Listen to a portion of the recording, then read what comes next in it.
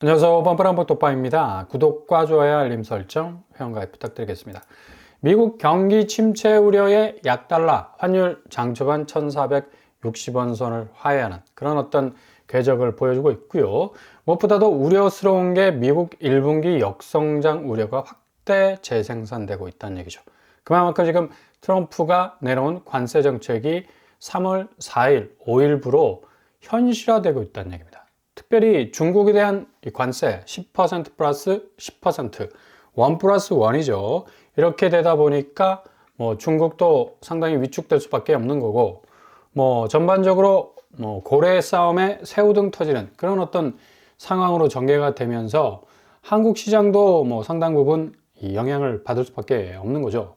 특별히 환율 부분이 가장 이 불안정한 어떤 모습을 보일 수밖에 없는 건 1457원을 오늘 찍고 있는데, 이 환율 부분을 한국은행이 가장 우려해서 지지난번에 기준금리를 동결을 했었습니다. 근데 이번에 0.25% 정도 인하하는 그런 어떤 이 보폭을 보여줬는데, 무엇보다도 지금 한국 경기 침체, 내수 부분이 상당 부분 지금 리스크가 엄청나게 올라와 있어서 앞으로 이 장밋빛 전망을 내놓을 어떠한 근거도 없어질 그런 상당히 이 경기 침체 부분에 있어서의 이 체력 고갈 문제가 이 굉장한 어떤 화두가 될 수밖에 없는 거고요. 이러다 보니까 환율 부분 바로바로 물가 상승률에 대한 어떤 직격적인 영향을 줄 수밖에 없는 거죠. 달러 인덱스도 106.59 정도로 지금 머무르고 있어서 이 정도 수준에서는 환율이 안정화되기에는 조금 역부족이다라는 느낌을 갖게 합니다. 그만큼 이 달러 강세가 관세의 영향, 그러니까 미국이 어찌 보면 이 교역국 간의 어떤 이 루트를 상당히 타이트하게 가져갈 수밖에 없기 때문에 시장의 유동성 부분은 상당히 좀 뚝 떨어질 수밖에 없겠다. 이 투자 어떤 이 흐름이 끊길 수밖에 없는 거죠. 이러다 보니까 미국 국채도 10년물이 4.1% 어느 정도 내려왔다고는 하지만 여전히 4% 수준을 유지를 하고 있고요. 장단기 모두 국채 금리가 상당히 오랜 기간 동안 4% 이상 유지되고 있다는 사실을 볼 수가 있습니다. 이 트럼프의 경제 대통령이라는 이미지 상당 부분 이 상반기에 훼손될 수 있는 부분이 많아요. 워낙에 관세에 대한 이 드라이브를 강력하게 걸고 나가고 있기 때문에 이거 주변 교역국들은 눈치만 지금 살살 보고 있는 건데, 어떻게 하면 케바케 이 관세 부분에서 좀 적게 두드려 맞을까라는 어떤 고심을 할 수밖에 없기 때문에 이 수출 부분에 있어서 상당히 위축될 수밖에 없는 그런 상황에 처해 있습니다. 뉴욕 증시도 이 관세 영향 때문에 일제히 급락 마감을 하게 됐고요. 나스닥이 무려 2.6% 하락하는 그런 추세를 보이고 있습니다. 이렇게 계속적으로 미국 증시 부분도 일주일에 한두 번 정도 2, 3%씩 뚝뚝 떨어지니까 상당히 이 자본시장도 불안한 모습을 보여주고 있고요. 다우가 1.48%, 그리고 S&P 500이 1.76% 정도 떨어져 나가고 있는 걸 볼 수가 있습니다. 트럼프 관세 부과가 이렇게 자본시장에 엄청난 영향을 끼치고 있다는 것을 고스란히 볼 수가 있죠. 게다가 미 연준도 상황이 이렇게 진행이 되다 보니까 앞으로 기대 인플레이션, 무엇보다도 연준이 가장 공포스럽게 생각하는 것이 그동안 3, 4년 동안 억지로 금리 인상하면서 물가를 잡았다라는 어떤 나름의 확신이 있었지만, 이런 관세 정책 때문에 물가가 다시 엄청나게 럭비볼처럼 어디로 튈지 모르는 그런 상황이 전개되고 있기 때문에 파월도 상당히 이제 고민에 빠질 수밖에 없는 거고요. 트럼프 행정부에서는 계속적으로 기준금리 인하해야 된다는 어떤 무언의 압박을 넣고 있지만, 실질적으로 이 정부 정책 따라가다 보면 그동안 이 연준이 이어왔던 기준금리 부분에 있어서의 효과, 그러니까 결국 이 미국 물가를 조금 숨죽이게 할 수 있는 그런 어떤 부분도 다 날아갈 수 있는 그런 위험성이 충분히 크다는 얘기죠.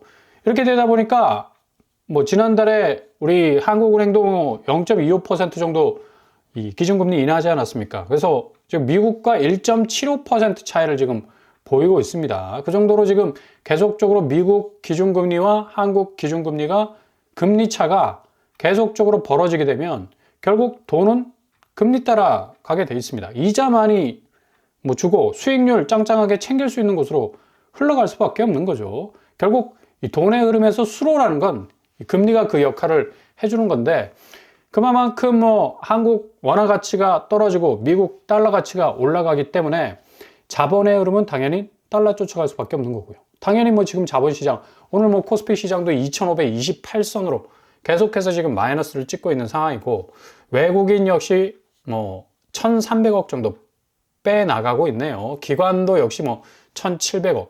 겨우겨우 뭐 개인이 받쳐주고 있기는 한데, 코스피 시장이 이렇게 상당히 약세를 보일 수밖에 없는 거는 지금 강달러 현상, 그리고 금리 차이.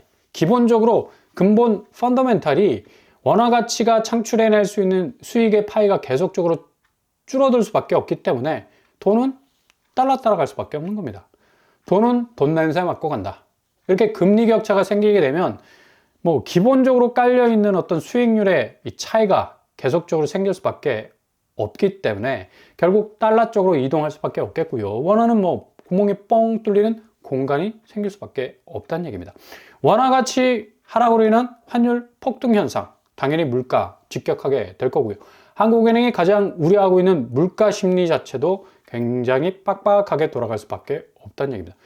뭐 이러다 보니까 아파트 시장에서 가장 뭐 고부가가치의 뭐 신축 아파트들 좀 뭐 큰 마음 먹지 않고서는 잘 못 삽니다. 그래서 사람들이 대부분 무순위 집주로 몰리던가, 아니면 공공분양으로 몰리던가, 아니면 뭐 나름 경매 시장 좀 공부를 해서 낙찰 받는다든가, 아니면 완전히 뭐 거래 선절 딱 치고 완전히 집이 떨어질 때까지 기다리는 어떤 관망세를 이어가 나가고 있는 그런 어떤 상황인데, 오늘 뭐 4년 전 분양가에 나와서 전 국민 누구나 청약할 수 있는 3억 뭐 로또라고 부르고 있죠. 북수원 자이 렉스비아 오늘 접수에 지금 들어가고 있는데, 뭐 이런 곳들이 지금 뭐 지대한 관심을 가질 수밖에 없는 거고요.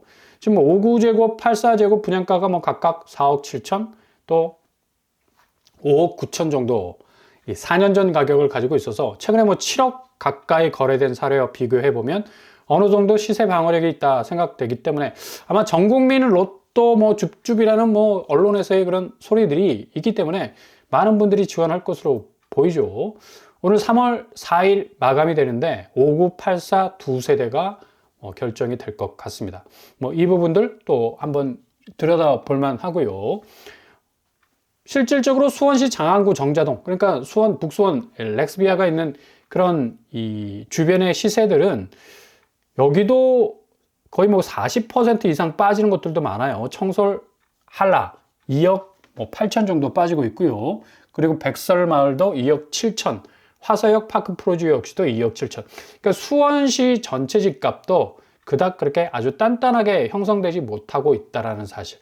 그러니까 여기 뭐 주변 시세 잘 감안하셔서 판단을 하시면 될 것 같습니다.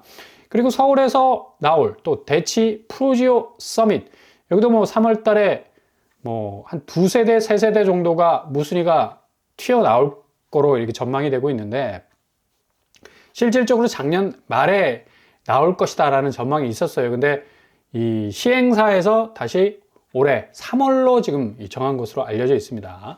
대치 프로지오 서밋 하면 뭐 어마무시한 또 입지를 가진 곳 아닙니까?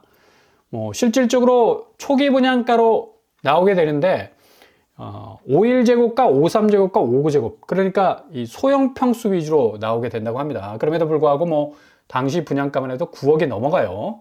51제곱은 10억, 그리고 53제곱, 59제곱은 11억 정도 되네요. 뭐 이렇게 초기 비용이 어마무시한데, 아니 이렇게 소형 평수도 뭐 10억이 넘어가는 거 어떻게 감당을 할 수 있겠습니까? 근데 자세히 들여다보면 여기 대치 프로지오 서밋이 자체 시세가 23억이 넘어갑니다. 그러니까 초기 분양가하고는 거의 13억 차이가 나죠. 이거 뭐 어마무시한 그런 어떤 시세 장벽을 가지고 있고, 실질적으로 23평형 전세가가 11억. 그러니까 지금 뭐 5구제곱이 분양가가 11억이니까 잔금 치를 때 뭐 엄청나게 커버를 칠 수 있는 그런 어떤 전세가 시세라고 생각을 할 수가 있겠고요. 그리고 주변에 있는 대치 르엘 역시도 매매가가 20평대가 25억 6천. 어마무시합니다. 역시 대치동. 그리고 전세가도 11억 4천 정도 할 수 있기 때문에 전세 세입자를 빨리 들인다면 잔금 충분히 치를 가능성 아주 높겠고요. 여기 뭐 끝판왕이죠, 입지가. 음마아파트 바로 또 옆에 있고요. 삼성역, 선릉역, 한티역, 대치역, 하계울역, 그냥 모든 중요한 역들이 주변에 뺑 둘러있는 그런 어떤 이 입지를 가지고 있다고 할 수가 있겠습니다. 뭐 단지 배치도 뭐 참하게 뭐 구성이 돼 있고요. 평면도를 보더라도 뭐 소형 아파트지만 뭐 일반적인 평면 구성을 가지고 있습니다. 51제곱은 침실 2개로 구성이 되어 있고 53제곱 역시도 침실 2개로 구성이 되어 있네요. 59제곱 침실 3개로 구성이 되어 있습니다. 가장 전형적인 어떤 평면도라고 할 수가 있겠죠. 아무튼 3월에 나오니까요. 여기 대치 프루지오 서밋도 조금 한번 예의주시할 필요가 있겠습니다. 초기 비용은 뭐 10억이 넘어가지만 전세가가 11억 정도 되기 때문에 충분히 뭐 내가 현실적인 자금이 없어도 접근할 만한 또 틈새가 보이는 곳이라 할 수가 있겠습니다. 이처럼 뭐 무순위의 사람들이 쏠릴 수밖에 없는 거 몇 년 전 분양가로 나오기 때문에 당연히 뭐 관심이 가질 수밖에 없는 건데, 지금 뭐 토지거래허가 구역 뭐 해제됐고 미분양 대책 뭐 국토부에서 3,000채 뭐 산다라는 시그널도 떴고, 금리를 뭐 시중은행이 내린다고 해서 야, 이거 정말 집사라는 시그널인가? 라고 이렇게 생각할 수도 있겠지만 잘 살펴보셔야 됩니다. 토제는 단기적 호재다. 그리고 미분양 대책도 역시 미봉책으로 끝날 가능성이 높다. 금리 인하 역시도 지금 초반에 말씀드린 대로 미 연준이 엄청나게 금리를 동결 내지 인상으로 가게 될 어떤 스탠스를 가지고 있는데, 한국만 이렇게 금리를 쭉쭉 내린다고 해서 지금 뭐 벌써 미국과의 금리 차이 때문에 오히려 더 금리 상승 압박을 받을 수가 있어요. 그리고 아파트 입주일 추이를 한번 보십시오. 그만큼 지금 부동산 시장 안에서 현금이 돌지 못하기 때문에 입주율이 떨어질 수밖에 없어요. 그리고 급증하는 악성 미분양. 지금 뭐 삼부토건 얼마 전에 지금 법정관리 신청 들어갔고, 오늘 또 홈플러스 유통업계에서도 지금 뭐 기업 회생 절차 들어가지 않았습니까? 그만큼 지금 IMF 그림자가 어른어른거릴 만큼 지금 최악의 상황으로 가고 있는 그런 경제 어떤 저변의 현상들이 계속적으로 일어나고 있기 때문에 부동산 시장 만만치 않다는 얘기입니다. 건설업계 지금 위기설 재점화되고 있고요. 4월 구조조정 본격화될 조짐도 보이고 있고요. 2달간 건설사 5곳이 무려 법정관리 신청에 들어갔습니다. 부채 비율이 800%예요. 이 정도면 뭐 답이 없죠. 그만큼 유동성 경색 현상이 계속적으로 지금 일어나고 있는 건데 11년 3개월 만에 최대를 지금 찍고 있습니다. 10대 건설사들, 특히 뭐 대형 건설사들 지금 뭐 상당 부분 어려운 그런 가운데 있고요. SK 에코플랜트와 뭐 GS건설, 뭐 신산업을 담당하는 자회사 매각, 그쵸? 현금을 확실하게 확보하기 위해서는 자회사까지 매각하고 있어요. 특별히 롯데건설의 경우는 서울 서초구 잠원동 뭐예요? 본사 부지 매각을 지금 추진 중에 있습니다. 그러니까 자산 매각을 통해서 1조 원 규모의 자금을 확보하고 지난해 3분기 기준 217%의 부채 비율을 150% 수준으로 낮추기 위한 그런 어떤 수순으로 가고 있다는 얘기죠. 이렇게 지금 실거래 현장과 지표 사이의 갭이 분명히 있습니다. 지표는 뭔가 서울 아파트가 계속해서 오른다라는 시그널을 보여주고 있지만, 실거래 현장 그리고 그와 연관된 업계의 업황 악화는 갈수록 지금 누적되고 있는 그런 상황을 보여주고 있고, 과연 내가 집을 사야 할지 기다려야 될지 헷갈리는 분들 많을 거예요. 그래도 적어도 부동산은 지금 단기적 지표를 보는 게 아니라 3개월 정도 지난 지표를 보셔야 됩니다. 그만큼 지금 쭉 이어져온 하강 국면이 상당히 더 심각해질 가능성 많기 때문에 너무 초단기적 지표에 이렇게 막 흔들려서는 안 된다는 얘기입니다. 지금 뭐 부스트업해서 뭐 로켓포처럼 쫙 치고 뭐 서울 아파트가 올라갈 것처럼 얘기하지만 신기루일 가능성이 높다. 그래서 좀 틈새를 노리시라. 그리고 부분 우회적으로 좀 치고 들어갈 수 있는, 가장 저비용으로 진입할 수 있는 공간을 마련하시는 것이 가장 큰 손실을 줄일 수 있는 지혜로운 선택이 될 것으로 보입니다.